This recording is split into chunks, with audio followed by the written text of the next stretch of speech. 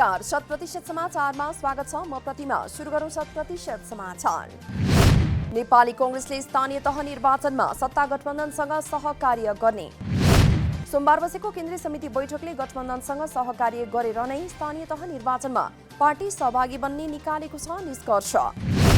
अधिकांश सदस्यले गठबन्धन गरेर जानुपर्ने पार्टी प्रवक्ता डाक्टर प्रकाश शरण महतको सुझाव। कतिपय सदस्यले गठबन्धन नगरिकन कांग्रेस निर्वाचनमा जानुपर्ने धारणा राखेको प्रवक्ता महतको भनाई।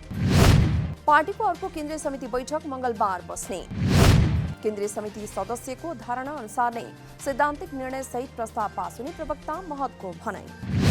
कमजोर कानूनी आधारमा लगानी बोर्ड गठन भएकाले ऐन संशोधन गर्नु जरुरी रहेको पूर्व प्रधानमन्त्री डाक्टर बाबुराम भट्टराईको भनाई। आगामी बजेटबाट ऐन संशोधन गरेर बोर्डको नेतृत्व प्रधानमन्त्री पछिको दोस्रो वरियताको शक्तिशाली व्यक्तिले गर्ने व्यवस्था बनाउन समेत डाक्टर भट्टराईको सुझाव। प्रत्यक्ष प्रधानमन्त्रीको मातहतमा राखेर लगानी बोर्डले गरेका निर्णय कसैले काटछाँट गर्न नमिल्ने बनाउनु पर्ने डाक्टर भट्टराईको भनाई। निर्णय गर्दा गलत हुन सक्ने तर निर्णय नगर्दा केही पनि नहुने व्यवस्थाले थप समस्या बनाएको नेकपा एमाले सांसद तथा पूर्व अर्थमन्त्री सुरेन्द्र पाण्डेको भनाई। एकल बिन्दु सेवा कार्यान्वयन गर्न नसकिएको लगानी बोर्डका प्रमुख कार्यकारी निर्देशक सुशील भट्टको भनाई। निजगढ अन्तर्राष्ट्रिय विमानस्थल आयोजना विभिन्न क्षेत्रका विज्ञ राखेर थप अध्ययन गर्न लागेको सीईओ भट्टद्वारा जानकारी। अर्थ समितिले प्री बजेटमाथि छलफल गर्न आज बोलाएको बैठक कोरम नपुग्दा स्थगित। समितिले आज अर्थ मन्त्रालय र योजना आयोगसँग राखेको थियो छुट्टा छुट्टै छलफल। आजका दुवै बैठक स्थगित भएको समितिका सचिव सुरेन्द्र अर्यालद्वारा जानकारी। समितिका कुल सदस्य संख्याको 51% उपस्थित भए मात्र बैठक बस्न सक्ने रहेको छ प्रावधान। काठमाडौँको नरदेवी स्थित श्री न्यत भुलु असीमा नरदेवीको धार्मिक परम्परा अनुसार 12 वर्षे जात्रा सुरु। नरदेवीको नतपाचो स्थित न्यत भुलु असीमा छोछेबाट आइतबार राति देवगण सहितको देवीनाच प्रदर्शन सहित नगर परिक्रमा। देवी सहितको देवगणको नाच परिक्रमा हुने रहँदै आएको छ परम्परागत चलन। त्यस्तै हनुमान ढुका दरबारबाट मरु जैसी देवल भीमसेन स्थान काष्ठमण्डप हुँदै पुनः नरदेवी फर्कने रहेको छ परम्परा। 12 वर्ष मेलाको पहिलो दिनको दिशावर यात्रा पश्चात चैत्र 17 गते साँझ देवीनाच सवारी गराइने रहेको छ प्रचलन। सोही रातिदेखि चैत्र 18 गते रातिसम्म नरदेवी स्थित देवीको डबलीमा 12 वर्षे पर्व देवीनाच गरिनेछ प्रदर्शन। नाचमा विभिन्न देवदेवीको वस्त्र आभूषण लगाई नृत्यसँगै 12 वर्षे नरदेवी जात्रामा नरदेवीसँगै गणेश भैरव नरसिंह लगायतका देवदेवीको सहभागिता। आगामी स्थानीय तहको निर्वाचनका लागि मतदाता मतदान स्थल र मतदान केन्द्र निर्वाचन आयोगद्वारा निर्धारित। आयोगका अनुसार यसपटकको स्थानीय निर्वाचनमा रहेका छन् 1,77,33,723 मतदाता। 99,92,000 10 जना पुरुष र 87,41,530 जना महिला र यौनिक तथा लैङ्गिक अल्पसंख्यक समुदायका 183 जना रहेका छन् मतदाता। आयोगले पहिलोपटक निर्वाचन हुनुभन्दा अघिल्लो दिन अर्थात् 29 वैशाखसम्म 18 वर्ष पुग्ने नागरिकको नाम मतदाता नामावलीमा गरेको छ समावेश। आयोगले मतदान स्थल तथा मतदान केन्द्रको अन्तिम संख्या पनि टुङ्ग्यायो।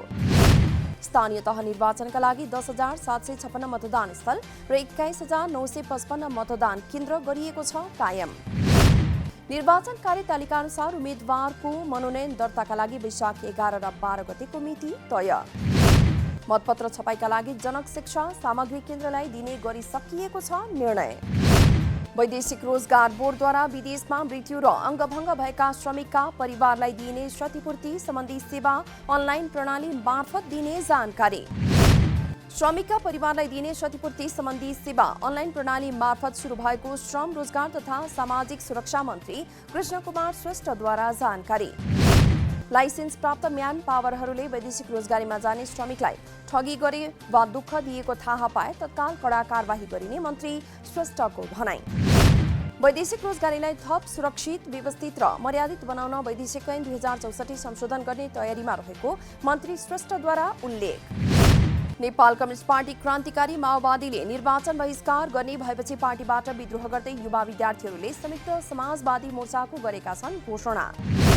नेकपा क्रान्तिकारी माओवादीले आगामी वैशाख 30 गते हुने स्थानीय तह निर्वाचन बहिष्कार गर्ने निर्णयमा असन्तुष्टि जनाउँदै पार्टीका युवा तथा विद्यार्थी नेताहरूले गरेका हुन् पार्टी परित्याग। नेकपा क्रान्तिकारी माओवादी निकट विद्यार्थी संगठन अखिल क्रान्तिकारीका पूर्व केन्द्रीय अध्यक्ष तथा देशभक्त जनगणतान्त्रिक मोर्चाका केन्द्रीय सदस्य शिवन्त राज भण्डारीको नेतृत्वमा संयुक्त समाजवादी मोर्चाको गरिएको छ घोषणा। मोर्चाले 15 दिनभित्रमा राष्ट्रिय सम्मेलनको आयोजना गर्ने भनाई। ग्रामीण विकास लघुवित्त वित्तीय संस्थाले आफ्ना केन्द्र प्रमुख तथा समूहका सदस्यहरूका लागि वित्तीय साक्षरता तालिम सञ्चालन।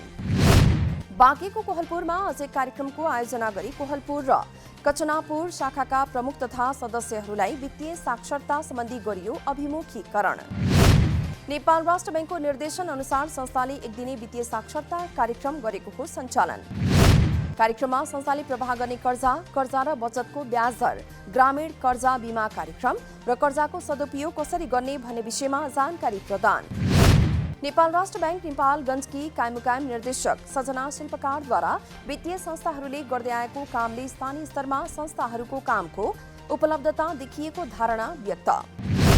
कार्यक्रममा केन्द्र व्यवस्थापनमा केन्द्र प्रमुखको भूमिका, कर्जाको जोखिम न्यूनीकरण गर्ने उपायका बारेमा समेत जानकारी प्रदान। ललितपुर महानगरपालिका वडा नम्बर 22 स्थित धार्मिक, सांस्कृतिक तथा पर्यटकीय क्षेत्रलाई जोड्ने झोलुङ्गे पुल निर्माण भई आएको छ सञ्चालनमा। कार्यविनायक र मछिन्द्र बहाल बीच आवत जावत सहज बनाउन निर्माण गरिएको झोलुङ्गे पुलको ऊर्जा, जलस्रोत तथा सिंचाई मन्त्री पम्फा विशालद्वारा उद्घाटन। पुल निर्माणसँगै आन्तरिक र बाह्य पर्यटकलाई दुवै स्थानको भ्रमणका लागि सहज हुने भनाई। उपत्यकामा रहेका झोलुङ्गे पुल पर्यटकीय आकर्षणका रूपमा रहँदै आएको भनाई। कार्यविनायक र मछिन्द्र बहाललाई जोड्ने उक्त पुल निर्माणपछि दोहोरो पर्यटन प्रवर्धनमा सघाउन पुग्ने विश्वास व्यक्त। वीर अस्पतालद्वारा निःशुल्क रगतजन्य आनुवांशिक रोगको उपचार सेवा सुरु। सोमबार एक कार्यक्रम आयोजना गरी अस्पतालले रगतजन्य आनुवांशिक रोगहरूको निःशुल्क उपचार सेवा गरेको हो सुरु। अस्पतालबाट अब रगतजन्य रोगहरूको निःशुल्क उपचार गर्न पाइने। कार्यक्रमको सुरुवात गर्दै वीर अस्पतालका निर्देशक डाक्टर भूपेन्द्र बहादुर बस्नेतद्वारा अबका दिनमा अस्पतालमा बोन म्यारो ट्रान्सप्लान्ट सेवा सुचारू गर्नेतर्फ लागिरहेको जानकारी। रक्तरोग तथा रक्त क्यान्सर विशेषज्ञ डाक्टर नीरज कुमार सिंहद्वारा नेपालमै पहिलो पटक रगतजन्य आनुवांशिक रोगहरूको निःशुल्क उपचार सेवा सुरु भएको जानकारी। अस्पतालको अबको लक्ष्य बोन म्यारो ट्रान्सप्लान्ट सेवा सुचारू गर्ने रहेको डाक्टर सिंहको भनाई।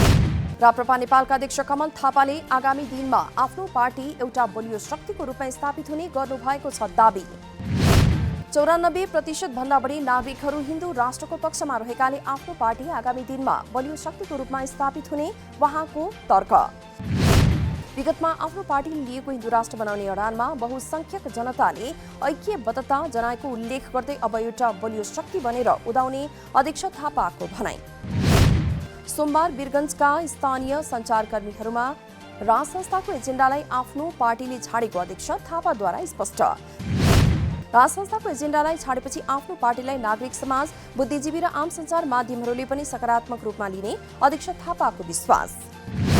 अध्यक्ष थापाद्वारा पश्चिमा मुलुकहरूको दबावका कारण संविधानमा हिन्दू राष्ट्र हटाएर धर्मनिरपेक्षता भन्ने प्रावधान राखिएको दावी।